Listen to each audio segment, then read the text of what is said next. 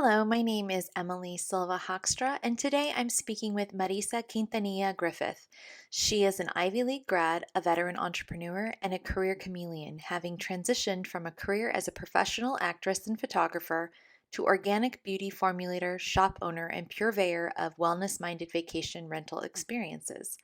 Marisa believes in the power of living light. A life unburdened by excess creates space for what truly matters, and from this space, she is committed to helping others find the peace and incredible lightness of being that comes with living a mindful, healthy life. Inspired by the elegant simplicity of nature, she, alongside with her husband, created Wildland, an organic hair and body wellness brand committed to providing multi-use, travel-friendly, and eco-conscious products that allow you to live light and live luxuriously. Today's conversation is very special, and I hope you enjoy. Hello, Marisa. Thank you so much for coming and speaking with me today. Hi, thanks for having me. Yeah, so I really wanted to talk to you because you did a very public journey through infertility through Instagram stories. And one, I thought it was extremely brave of you, and two, inspirational and also very sad. So, do you mind sharing why you decided to do it so publicly? Yeah. I I believe that when I was initially kind of dealing with the infertility, the first 2 years of naturally trying without IVF, that is where I kind of gave myself the grace and the space to move through that grief of potentially not ever being a mother to my own babies in like from my womb. Mhm. Um, and that time that it gave me, I feel like by the time I did IVF, I was like, okay, I accept this reality and I want to share my story specifically to one, let other women know that they're not alone, and two, to help younger women to understand the realities of fertility and so they could potentially make better choices than I did because I didn't have the information. Had I had the information I know now, I would have made different decisions back then, especially in terms of freezing eggs and whatnot. So it was really important for me to share the story and also, keep. Um, I feel like in almost all of my posts, I'm like, freeze your eggs, freeze your eggs, because that just wasn't an option ever presented to me in my 20s or early 30s. And if it had, this would be a completely different ballgame. Don't you think it's interesting that it takes the point of finding out that your ovaries don't work anymore to really learn your options? Yeah. I mean, it blows my mind that I go to the gynecologist every year and there was never, they would tell me to try. They were like, you need to start trying. You need to start trying. You need to start trying before it gets difficult. So, but they never said, if you're really not ready to try, you should consider freezing your eggs. Like, never. Why? I mean, why not? I mean, and this was, I guess, because I'm 41. So back in the day when I was like, what, 28? That was what, 2008? I don't know. I mean, they just didn't talk about it back then, I guess. I don't know. Maybe it was prohibitively expensive back then, but like, if it is, let me make that choice. I'd Mhm. rather be in debt right now and have some eggs on ice than, be in the situation I'm in right Yeah, we're the same age, and I definitely don't remember that even being something that I ever read about or heard about. I think more and more that women are sharing about their infertility, freezing your eggs as an option is more of a normal thing to hear about. But yeah, back in 2008, I never even thought about it. now. Yeah. So this journey that you went through, you were cheering on your eggs. You just shared a Yeah. lot. And I really, is it still something someone can go and watch? Yeah, yeah, I think it's on my Instagram highlights IVF. Yeah, so I think anyone that's going through the journey should definitely take a look because of all the information that you share. You're not just sharing like beautiful pictures, you're sharing like this adventurous journey that you went on. So can you tell us about the adventure of your fertility journey? Because it was an adventure. Yeah, I'm like gonna start crying already thinking of my egg babies, because I just loved them so much. Um, but yeah, the know that my tears right now are actually tears of joy thinking of them. I'm not like, oh, my egg babies that I lost. I'm like my M babies that I got to cheer on, that were in this world for a little bit, and they had a fighting chance, and we got to experience that together. So I'm like so proud of them, and um, and I'm really happy that I got the chance to do that. Mhm. Um, but yeah, the adventure really began. We made the choice to do IVF in Mexico, and that was for many reasons. And I'm also very excited to talk about that here because I also didn't know that was an option. When I was 40, we got our first IVF consultation. I had just turned 40, like 2 days before the initial consultation, and the doctor in Palm Springs was so like not nice. Like he was just it was I'm old and my eggs are crap and it's probably not going to work and you should definitely do donor eggs and you basically are hopeless and you waited too long and donor egg, donor egg, donor egg. And I was like, and it just it felt awful. He made it feel like it was hopeless, and we were like supposed to slap down $30,000 um, to try with our own eggs. And my husband and I talked about it, and we're like, no, no, no, like just forget it. We'll just keep trying naturally, and we'll have faith that it's going to work. And had I known that Mexico was an option, because the doctor in Palm Springs was saying that it probably wouldn't do it in the first round. Like we're going to have to probably do several rounds of IVF to even have a chance of it working, and do like 30,000 a pop. And we were just like, oh god, like that's prohibitively expensive for us.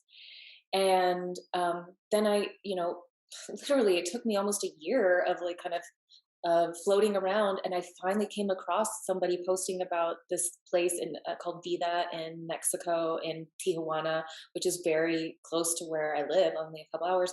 And I was like, whoa! And then I went to that sort of group of women who had done the Mexico route, and it was so much more joyful, and it was so much more like the vibe was just like positive and excited, and there was success stories and the women that were showing their babies, and it was just, and they're still on there to like help um, answer questions even though they've already been successful. They just stay in the group to give people positivity, and the whole vibe was very different. And they were saying their doctor was way more, their doctors there, first of all, they're women, and second of all, they're just super you know supportive and positive, and they are really trying some cutting edge stuff called, and something specific called duostim.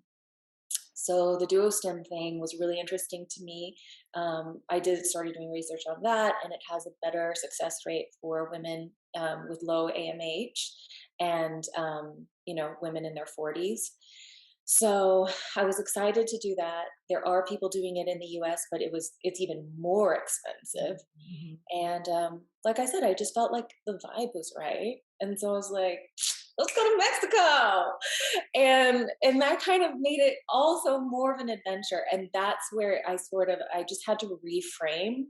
And when before, like the Palm Springs route with the doom and gloom doctor, it felt awful. And when I was able to find this like ray of hope and these other women and this more supportive team, I just, yeah, I like reframed the whole situation. And I could have thought about it like, oh, or I have to drive to Mexico and the language barrier and I could have thought about all the like bad things about it.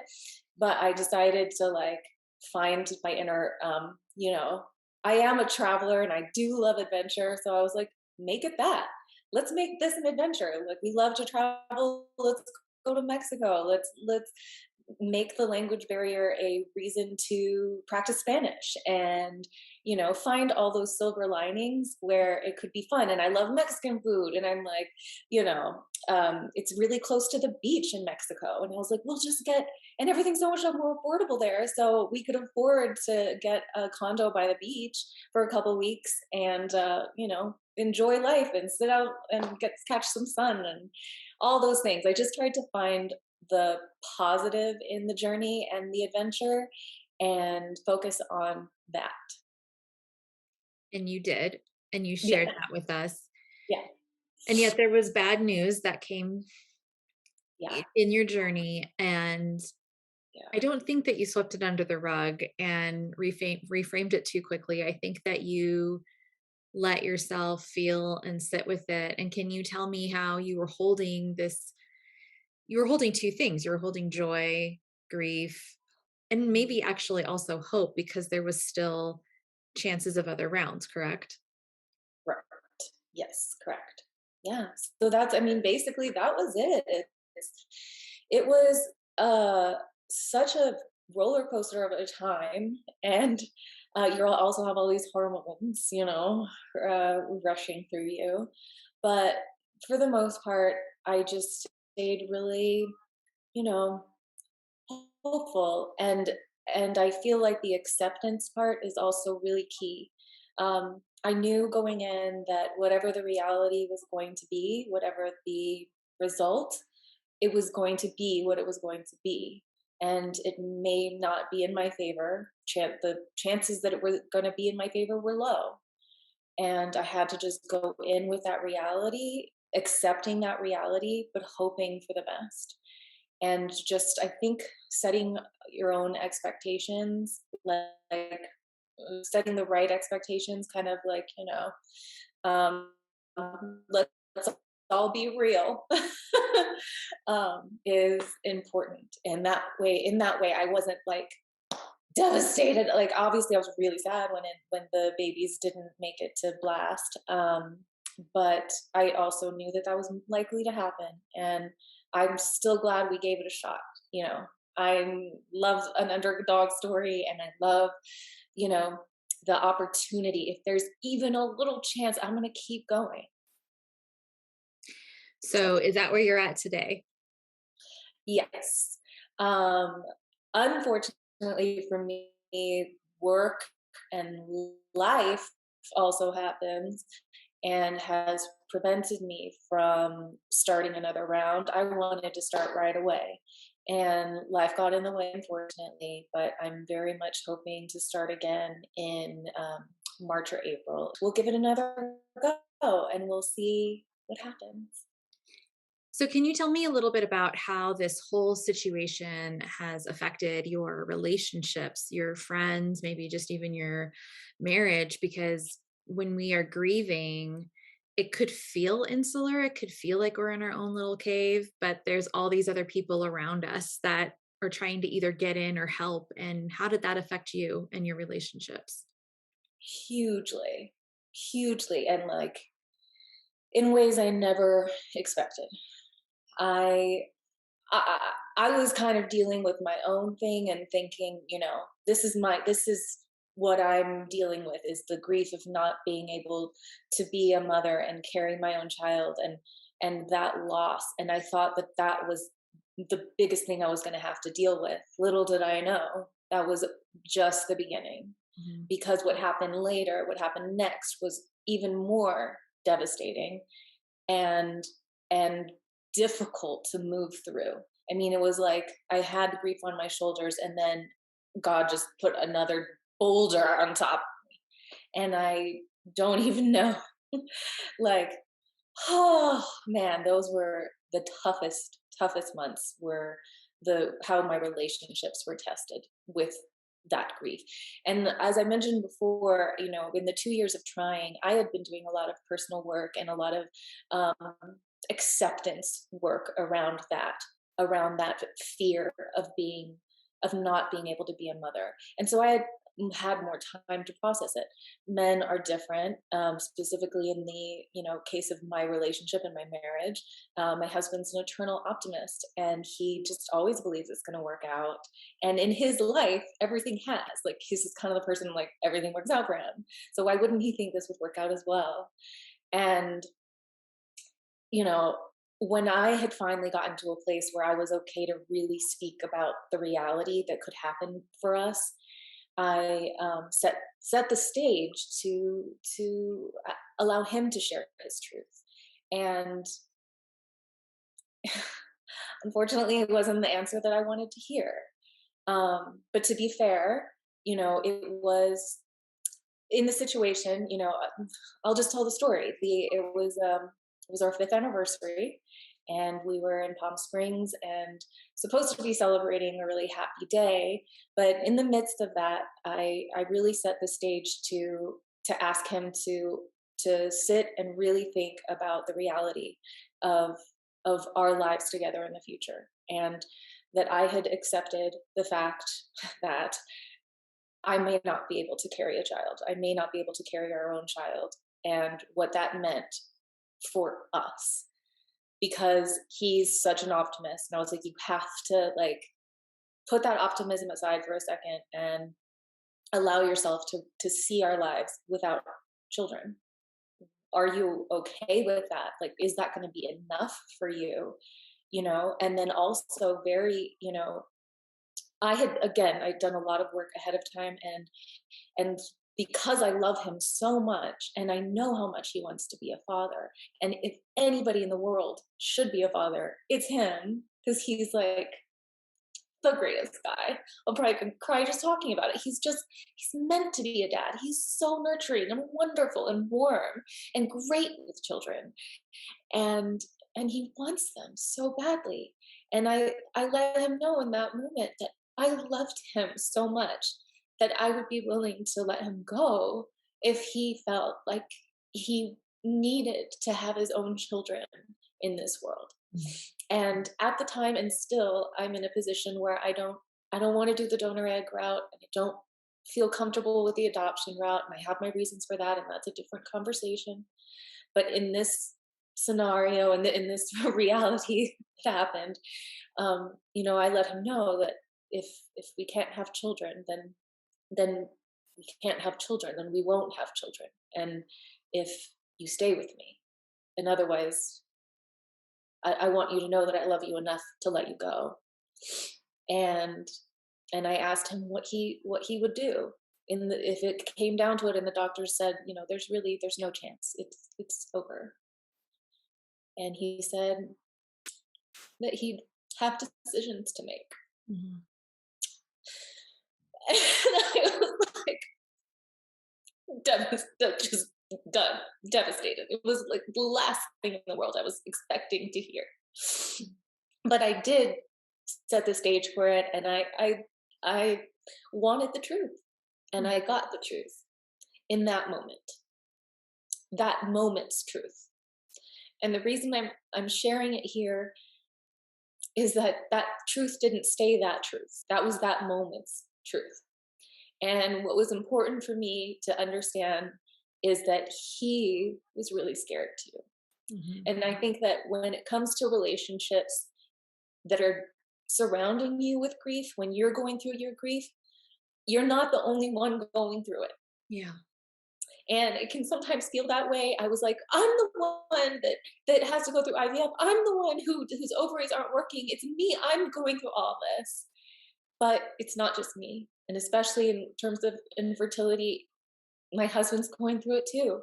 And he's got his own set of fears and his own set of all the things that he needs to deal with. And I had to give him time and space to work through those fears as well. And it was really difficult. There were several months where it was a whole several months. I didn't get another better answer the next day. It was months of who knows which way this is going to go. And it was really difficult for me to potentially be going through IVF knowing that if it didn't work, I wouldn't have a husband. Like, it was an awful place to be in. But I knew I just needed to give him time and give him grace as well, knowing that this is not only something in my life that I was losing, but it's his life too. Yeah. And you know, I appreciate that he was so honest with me, and I'm glad that we got that truth out on the table, because he was able to then take a look at it and take a look at his feelings and where they were coming from and the fears, and acknowledge those fears and find his way either way, and after a few months, he did come back with um, the the declaration that I am the love of his life, and he wants to stay with me and live his life with me, and that I am enough, and we'll get through this life together. And obviously, I was like, oh, you know, should have said that from the beginning. But it's okay that he didn't, and it's normal that he didn't, and Mhm. it's he's not a bad person, and it's not that he didn't love me. He is a great person, and he was scared, Yeah. and I think that happens more often than a lot of people want to talk about. Is Yeah. how scared our husbands or potentially our wives or whatever it is, whoever is on this journey with us, how scared they are for themselves and for us. So just giving them grace and allowing, I think, making room to see outside of yourself and outside of your own grief and know that other people are suffering too alongside you in their own way. And somehow we have to be strong enough to not only be there for ourselves, but to be there for the people that we love.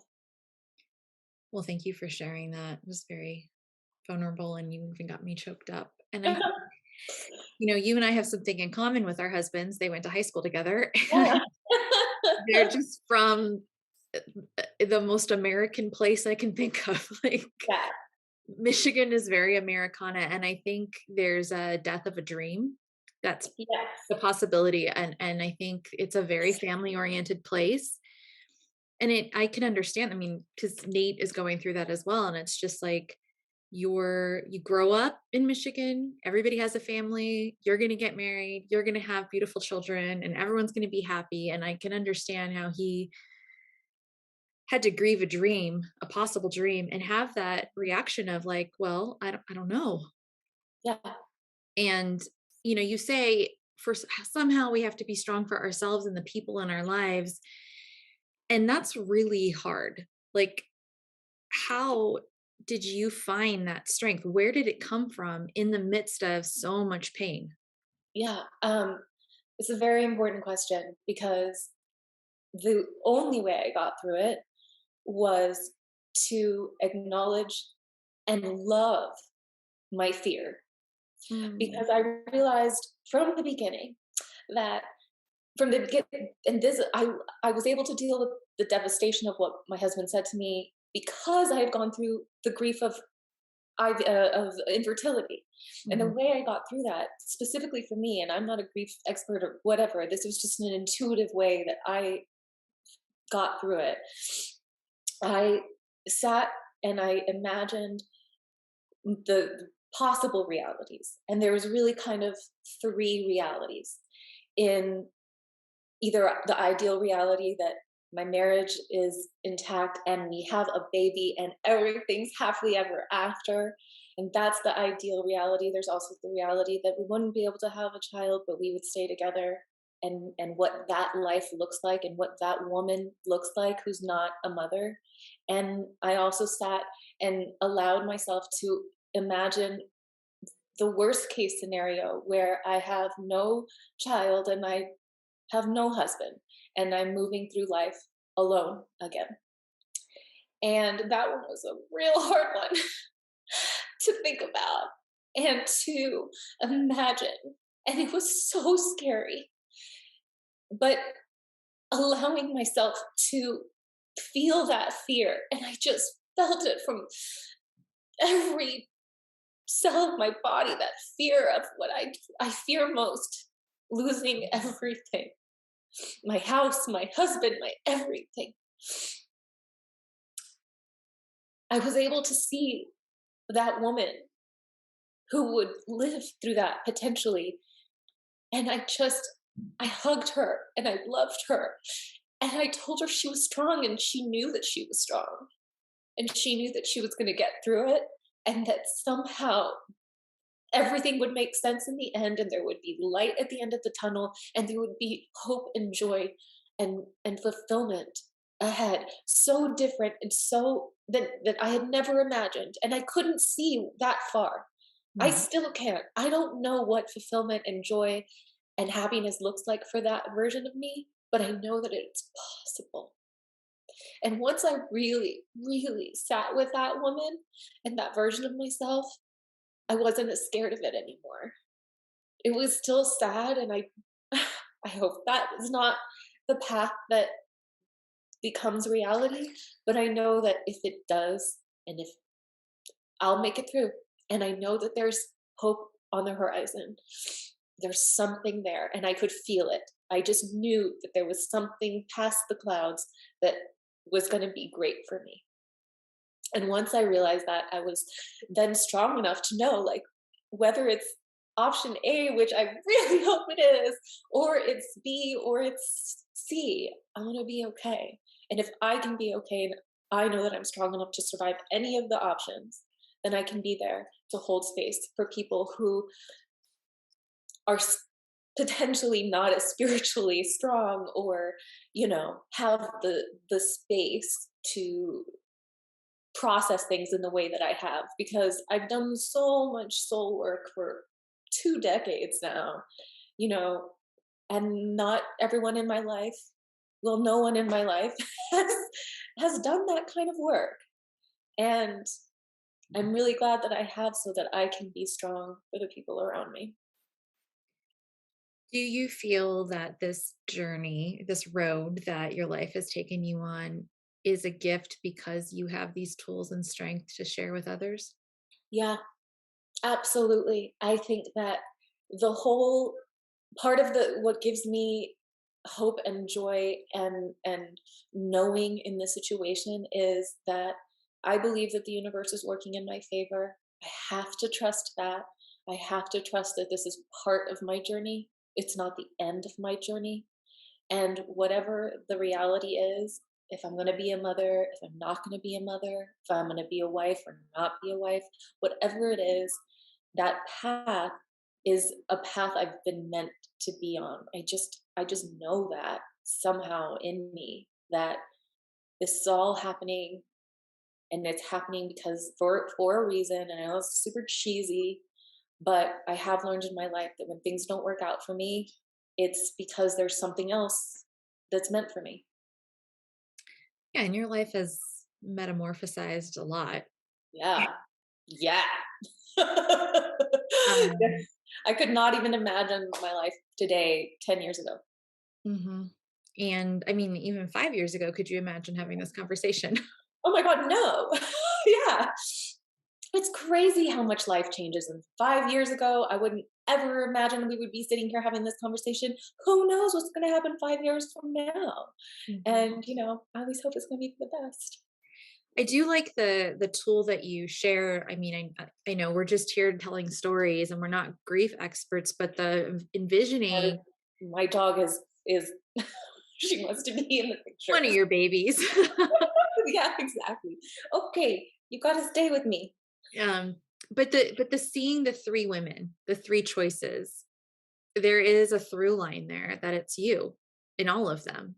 Yeah. And there is a strength in all of them. And if we are going through something and we can see the different scenarios, knowing that we're the common denominator and that we have the source that we need inside of us. And so I just think that you shine a light on some of the hardest things in a beautiful way. And I really appreciate that. And so I want to know where you're finding resilience now. You know, I think it's in the little things every day, just trying to be the best version of myself, and knowing that, you know, I have to be if I want the best for myself, regardless how things turn out. I have to be the best version of myself. And it's hard. Like, things are really tough for me right now. And there are days where I am like so disappointed in myself and the way that I am treating my body, because I should be treating my body like a temple right now, because I'm trying to have a baby, and that's my it should be my priority, and you think it would be my priority every day, but life gets in the way. And I'm an entrepreneur and I've got 3 businesses, and there's times where, I mean, unless I feel like everything's going to crumble unless I make my career my priority. And it's really difficult to battle those daily, whether I'm putting my health and my body first, which is what the baby needs, or if I'm putting my career first, which is like, who needs that? I don't know. Like, why would I do that? It's just, I guess you need money and a house, and like, I need to pay for IVF.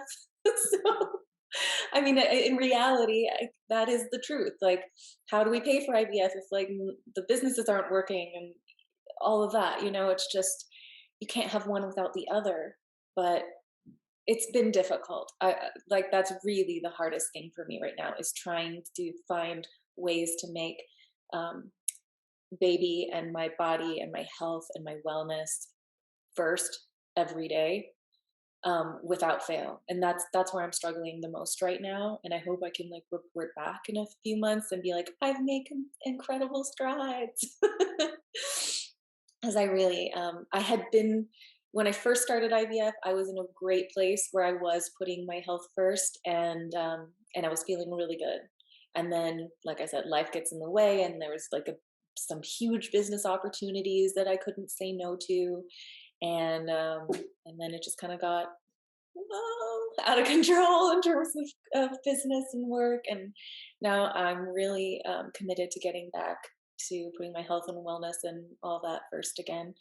um, and I also have conversations with my spirit baby, even if that spirit baby doesn't ever show up in life. That baby is there. Like, we talk. I've had some, I don't know, people are open to different things, but I had a reading done with a woman who specializes in spirit babies. It was the most beautiful reading I've ever had, and she described my guide, the guide that's guided, the spirit that's guiding my baby, and literally described my grandma, including a, a blouse where I took my favorite picture of her, that it's nowhere online, like nobody could have found it, like described that blouse, and it was like, it was incredible. So like, I know that there's a baby there, and I know that baby is being um you know guided by my grandmother. And i I believe that is where I find the resilience, in that even if that baby never shows up in the earthly realm, that the baby's with me. He's with me. It's really beautiful that you were able to have a reading that was so on point, Mhm. and that you're also open to something like that, because I think it's easy to shut ourselves off to Yeah. hope during Mhm. infertility. So where do you find hope today? um Oh, just in, I mean, until they say no, no, no, no, no, there's always hope. And I love reading success stories on the Facebook pages. Like, I'll tell you where not to go. Don't go to the pages that are, when I was deep in the grief before, when I was in the sad muck, I got on some group called Childless Not by Choice, Oh boy. and it is the most depressing Facebook group I've ever, oh my gosh. Like, I still actually see, or I've stayed on the page and I still get updates, because I just send these women so much love. Hmm. I it is this, oh my gosh. I mean, the sadness that is in that group is just overwhelming. But there's other groups that of women that still have hope. And those are the ones that I've chosen to really be active in, and those are the ones that I focus on. And especially in my Facebook group for Viva, which is my IVF uh, um, fertility clinic. um, I've been able to have like messages like direct with some of the women, and following them on their journey and cheering them on when things go well, and being there for them when they don't. And I think having that support Mhm. is really important of women who are literally going through the same thing you are while you're going through it. I Yeah. mean, there's nothing like having a friend, virtual friends like that you can reach out to. And there's been some incredible success stories and that give me hope every day. And like an Instagram friend of mine who just happened to like, she liked something about my business, like it had nothing to do with IVF at all. And then I went to her page and saw that she was having fertility struggles. And so then we kind of started bonding on that. And, a year later, I think we've been friends for like a year. She was following my whole IVF journey and everything. And, it's been 4.5 years that they've been trying, and she's pregnant, like Mhm. pregnant, like out of the woods pregnant, like it's amazing. And I'm so happy for her. And it's those stories that give me hope. And one of the, another like hopeful story was one of the girls that I was doing IVF with. She actually spontaneously got pregnant at 48 Oh my when goodness. she thought she was completely like, she just wasn't even trying at all anymore. And out of nowhere, and then I was had my eyes on her beautiful baby real life child that she had when she was 48. And I was like, are you serious? I mean, just being able to like touch a child that see somebody face to face. It wasn't some like a random Facebook story I was reading. It was like Yeah. literally right in front of me. And I think those things, I'm like, well, it's possible.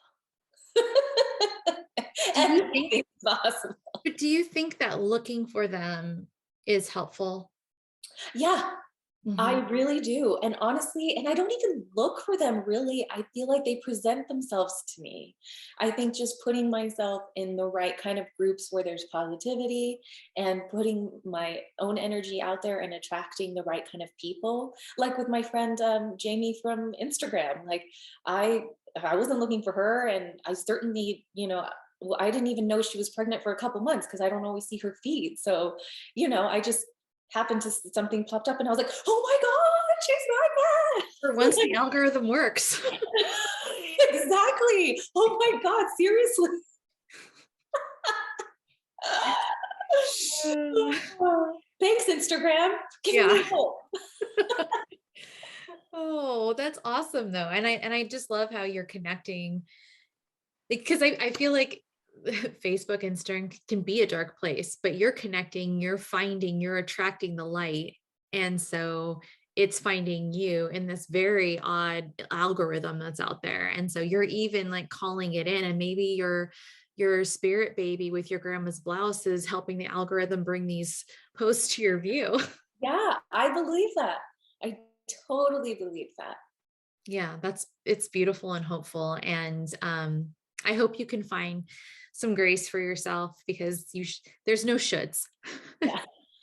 And you're doing what you can. And I'm just really grateful that you shared your story and that you were willing to, I mean, even offline, though, the conversations we've had around infertility and all the numbers that we probably never even thought we needed to find out about, just it's been really inspirational to speak with you and share the journey together offline. And so I just really thank you for your openness and candor.